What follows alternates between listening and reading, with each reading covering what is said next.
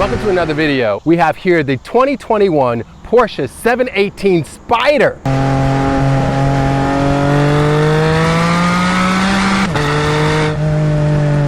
What's new about the 2021 model is it comes with the 7-speed dual clutch transmission known as PDK.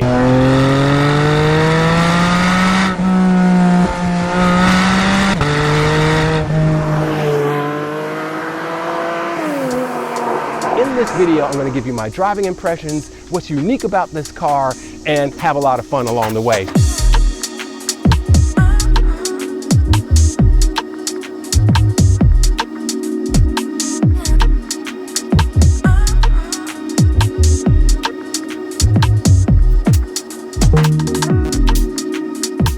Porsche's famed PDK is now available in the 718 Spyder.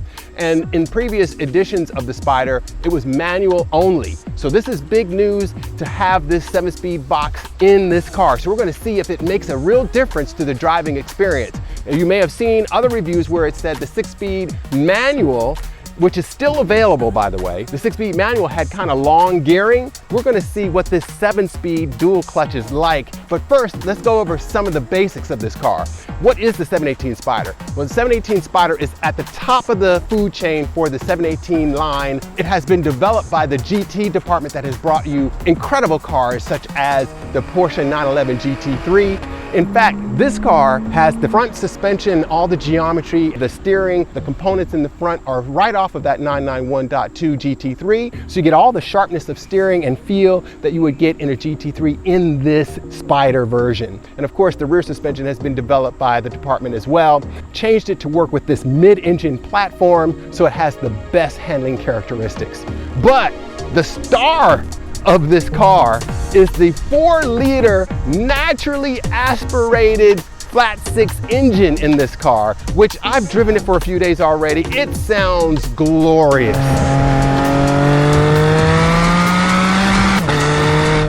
I mean, oh my goodness, we have to treasure these naturally aspirated cars while we can. This naturally aspirated 4-liter makes 414 horsepower that revs out to 8,000 RPM. And in this PDK version, it has a torque figure of 317, which is 8 foot-pounds more than you would get in the manual version of this car. So this engine just sings. Most of its horsepower and torque are available above 5,500 RPM. So this car loves to rev.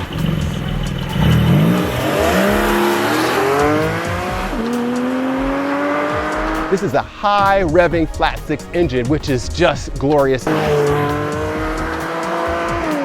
Woo! And it just adds to the whole experience of driving. We'll get more to that in a second. So this car is capable of 0 to 60 in 3.7 seconds, which is a half second quicker than you can do in the 6-speed manual of this car. And it has a top speed of 187 miles an hour.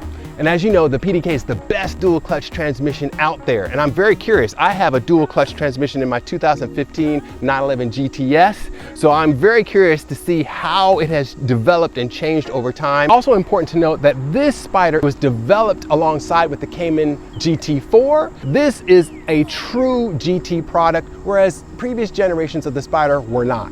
They didn't get all of the technology and development that the Cayman GT4 received. But the Cayman GT4 and this 718 Spyder are essentially the same car under the skin. The only major difference is that the 718 Spyder has a convertible top, manually operated folding roof, whereas the Cayman GT4 is a hardtop. Porsche spent a lot of time with Aerodynamics on both the Cayman and Spyder versions of this 718. Take a look at this functional diffuser that really adds to the downforce, pulling the car to the ground, adding to grip.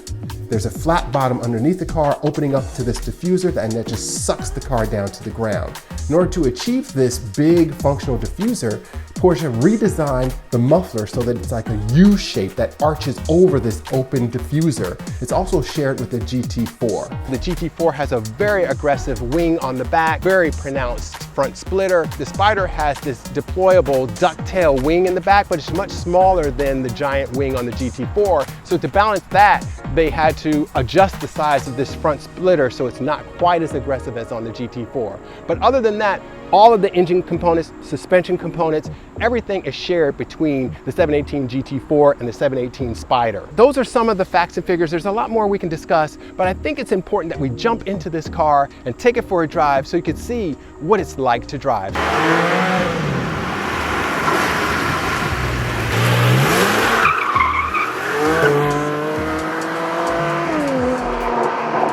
Well, how does it feel on the road? Get a load of this.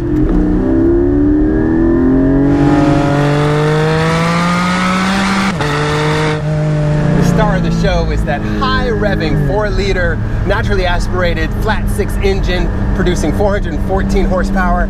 It is so great. It's got this bassy guttural sound to it, and then it wails once you put your foot in it.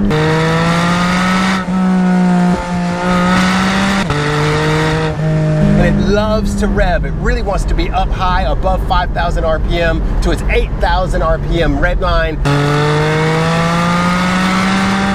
That's where all of the power is, and that's perfectly mated to this 7-speed PDK, which may have slightly shorter ratios than the 6-speed manual. But what's smart is the PDK itself. It knows how to keep that engine right into its sweet spot of its power band, especially when you put it into PDK Sport. Oh.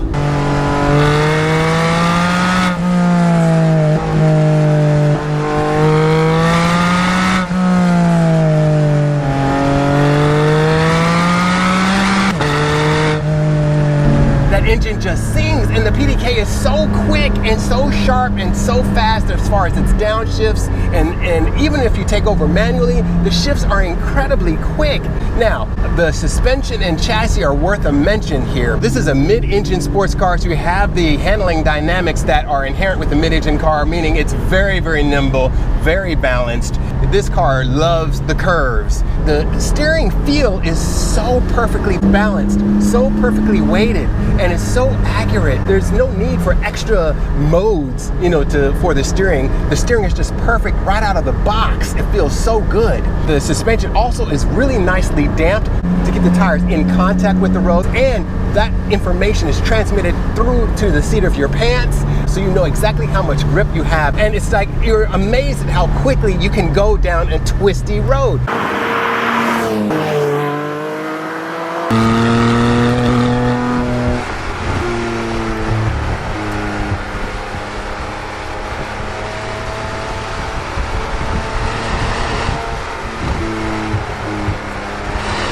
Dart in these switchbacks, and the car is so playful. You're so nimble in this car. You can place it anywhere you want. Decreasing radius turn, no problem. Off camber turn, no problem. It's got the grip for days. The steering is very sharp and precise and so confidence inspiring. It just communicates a lot of what your grip levels are like. You feel through the butt of your seat, what the surface is like, and that all that communication involves you. It engages you. It makes you feel like you're a part of the car. And I think that's what's so special about the 718 Spyder. It goes beyond just what the raw numbers tell you. It's the drivability, it's the handling, it's how it sticks to the road. The steering is so sharp, you just dial it right in.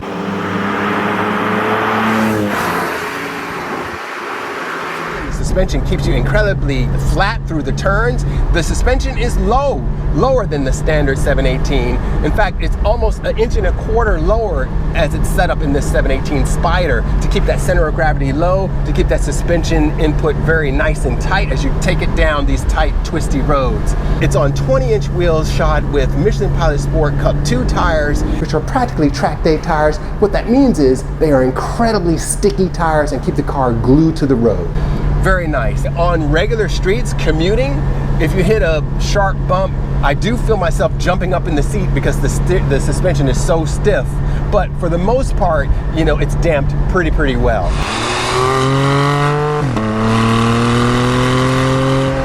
And all of that combination together with this incredibly dynamic chassis, this open air experience, the engine growling and purring and screaming in your ear just creates this enthralling and engaging driving experience. Oh, it's just so good. Look at this. You can just position it any way you want. There's so much grip, and that all adds up to be just a tremendous amount of fun. It is just a sublime experience. What an experience. This is just a great driving car. And with this mid-engine platform, all the weight is in the middle of the car, and you don't have a heavy roof above you, so all the center of gravity is really low. So it just makes this car incredibly nimble in the twisty road. So the more curves the road throws at you, the driver, the better, because it's so much fun. I'm sure there are cars with way more horsepower than this for the money, but this combination of chassis, engine, and just the way you feel when you drive this car gives you so much pleasure. If you love to drive, this is a great package for you, even with the 7-speed PDK. And in fact, I think it contributes to the experience because, again, it keeps that engine right in its sweet spot, and therefore, as a driver, you get to hear that, number one, and there's an emotional aspect to hearing that engine note, but then two, you've got the speed to back it up. Yes. Let me just confirm some of the things I was feeling while I was driving this motorsport version of the 7-speed dual clutch automatic PDK. I sensed on the drive that in the default mode of this car, it was the equivalent to the sport setting in my 911 GTS, and that is confirmed. The shift patterns of the PDK, the throttle mapping is set to a more aggressive state. There's no real comfort mode. By default, you're in sport right out of the gate. And that is a noticeable difference between how my 911 GTS is set up versus how this 718 Spyder is set up. Even when you're just driving around town, the 718 Spyder feels like it's always up on its toes and really raring to go. Whereas in the default setting of my GTS, it's more relaxed. But then you can even turn it up a notch even more by hitting the PDK Sport button, and that's where the PDK makes sure that the engine is in its right sweet spot of its power band, keeping the engine revs really high, and as you're braking into the turn, really downshifting really fast. In my 911 GTS, it's not a motorsport department enhanced vehicle. It's an all-around sports car. I wouldn't call it a Grand Tourer, it's more sporty than that. But in the default setting, the transmission and throttle response is more relaxed. You can take it up into Sport, which quickens the throttle response and the PDK, as well as Sport Plus, which makes it very aggressive, much like the PDK Sport is in the 718 Spyder. They've made things a lot simpler because they feel this car is more focused for aggressive, fun driving as opposed to grand touring. And instead of going through all these menus like other manufacturers require you to do, there's one button to get to the most aggressive mode. To get into PDK Sport, you just hit that button once and you're in maximum attack. The same thing is also true for other systems like turning off the electronic stability control, just one button. If you want to turn off both the electronic stability control and traction control, just one button there. Maybe on track, the driver wants a more analog feeling by turning these systems off. So when you're in manual mode, using the paddles, the car will bounce off of the red line. It will not automatically upshift for you. It will wait for you to do that. They're trying to replicate as much about the manual experience, as much about driver control and involvement as they can, considering that this is a dual clutch automatic. The gearing ratios seem very similar to my 7-speed PDK from my GTS from 2015 when I looked at the numbers, but clearly I can feel that the PDK has evolved since my 2015 model. My 2015 is still so enjoyable, still quick shifting and smart in its determining what gear you should be in, but it seems like this one is that much more sharper, that little bit much more crisper, and I really enjoy how it feels in this car. Thank you, thank you. Very nice. Yeah, I wish it was mine. Yeah, I love this one. I get a lot of compliments in this car. It's a beautifully spec'd car. It's gentian blue with these silver wheels.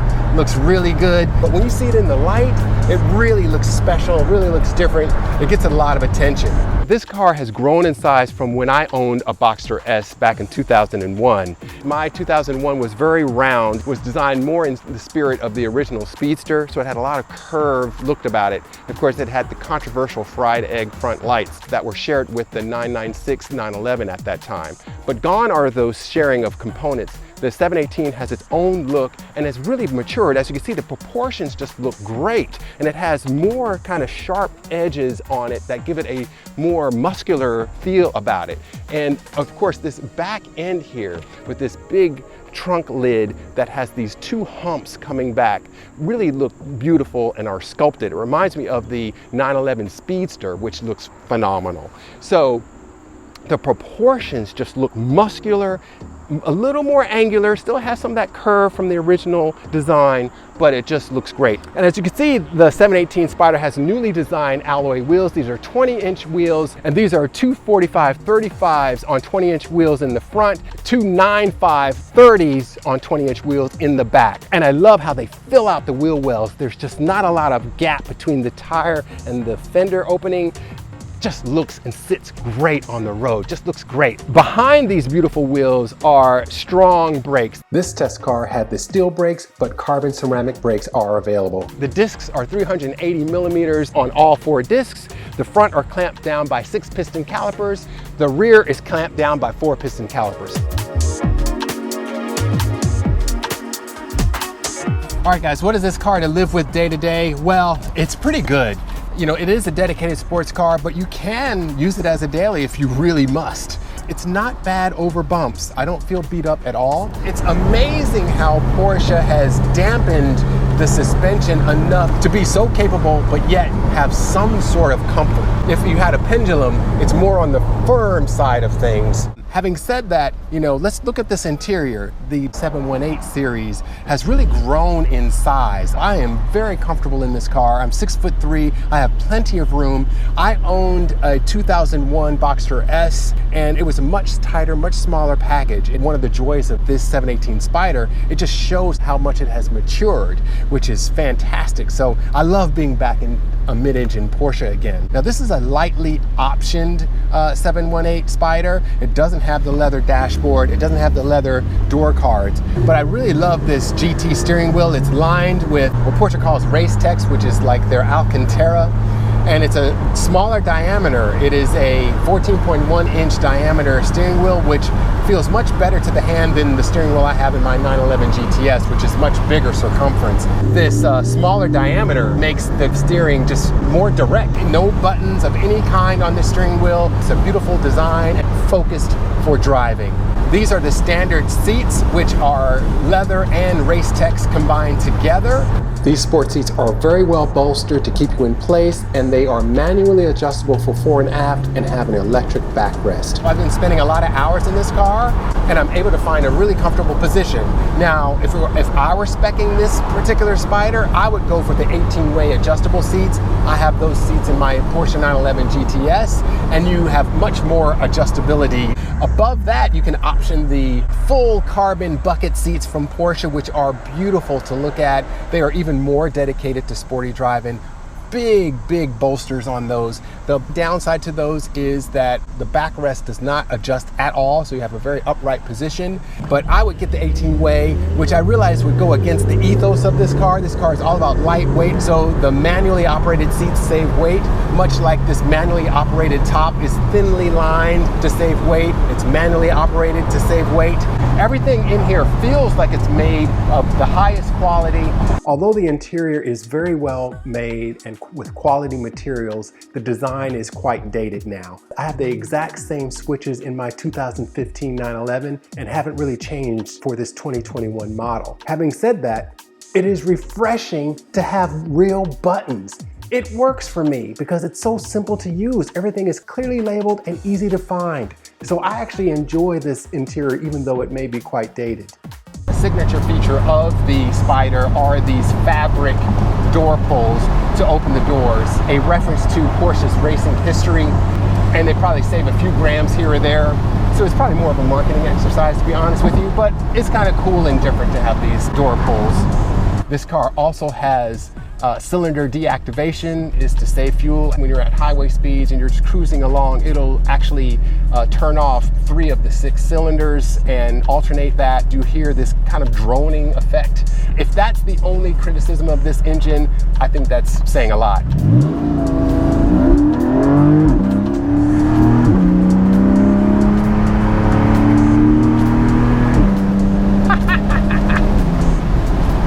engine is so good. Of course, sport exhaust comes standard. You can turn it off. It does quiet it down under heavy load.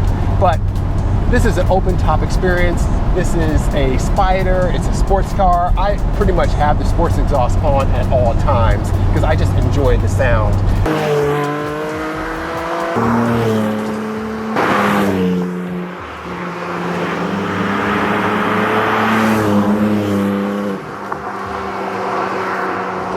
The car just brings joy. And isn't that worth $107,000? I mean, I'm not here to sell this car, but I do just love a great driving experience. And this is one of those great driving experiences. I am so glad that Porsche has stayed committed to this mid-engine two-seat platform. Again, I enjoy seeing how this car has progressed over the years into this generation, into this GT enhanced version. Boy, it is something special. This is a car for someone who just loves to drive, loves a country road. I'm sure it's also phenomenal on a track. But if you've got nice curvy roads and that's what fills you with joy to drive on those roads, then this is the perfect weapon for that experience. It's great. All right, guys, so that is the video, the 718 Spyder. I want to thank Porsche North America for allowing me to have this car. I put about 800 miles on this, so I really had a lot of time in this car to really feel what it was like in a lot of different conditions. I have to sum up to say, it's a fantastic drive. It's completely engaging and thrilling. If you're a driving enthusiast, you want something that really engages you totally, you got to give this a look. So with that, please hit like and subscribe, and I'll see you in the next video. Safe driving, everybody.